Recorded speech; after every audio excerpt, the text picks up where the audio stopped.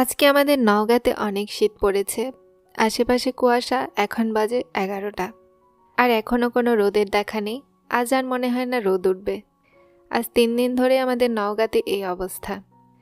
আর ঘুম থেকে ওঠার পরে কিছু কাজ করলাম আমি নিজের। আর এখন দাঁতটা ব্রাশ করতে হবে। ব্রাশ করার পরে একটু খাওয়া দাওয়া করব। আম্মু সকালে রান্না শুরু করেছে আর এই যে আমি ব্রাশ নিয়ে হাজির।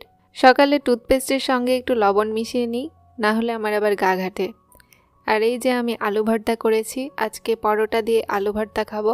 আলু ভর্তা দিয়ে পরোটা খেতে কিন্তু খুবই ভালো লাগে। চারপাশে কোনো রোদ নেই আর এত ঠান্ডা।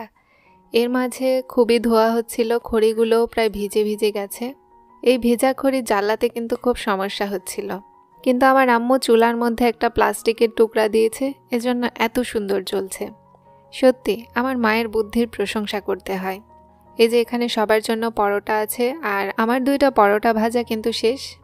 এখানে একটা ভাগ আমার বোনের আছে, একটা আমার আছে আলু ভর্তার, আর পরোটা 2টা আমার।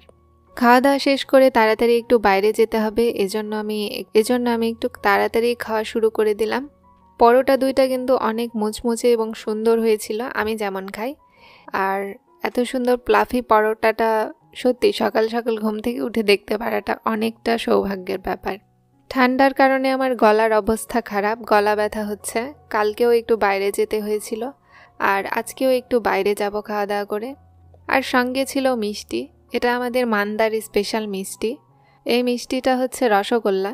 এই রসগোল্লাটা মুখে দিলেই মিলিয়ে যায়, এতটাই টেস্টি। আমার আম্মু বেশিরভাগ মিষ্টি জিনিস পছন্দ করে, কিন্তু আমি অতটা মিষ্টি খাই না। বাট আমি মিষ্টি এমনিতে খাই, কোনো কিছু দিয়ে খেতে পারি না। যেমন পুরি দিয়ে কেউ কেউ মিষ্টি খায়, আমি এরকম পুরি দিয়ে আসলে মিষ্টি খাই না। সো আমি এমনিতেই একটা রসগোল্লা নিলাম। আর একটার বেশি মিষ্টিও আমি খাই না। অনেকে আছে মিষ্টি প্রেমী, আমি অতটা মিষ্টি প্রেমী না।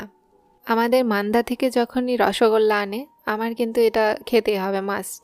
আর এই যে বাইরে থেকে আসার পরে দুপুরের খাবারে ছিল তেলাপিয়া মাছের ভোনা, আর ছিল টমেটোর সালাদ, সঙ্গে ছিল শাক ভাজি, লাউ শাকের ভাজি, আর আরেকটা ছিল সিম ভাজি।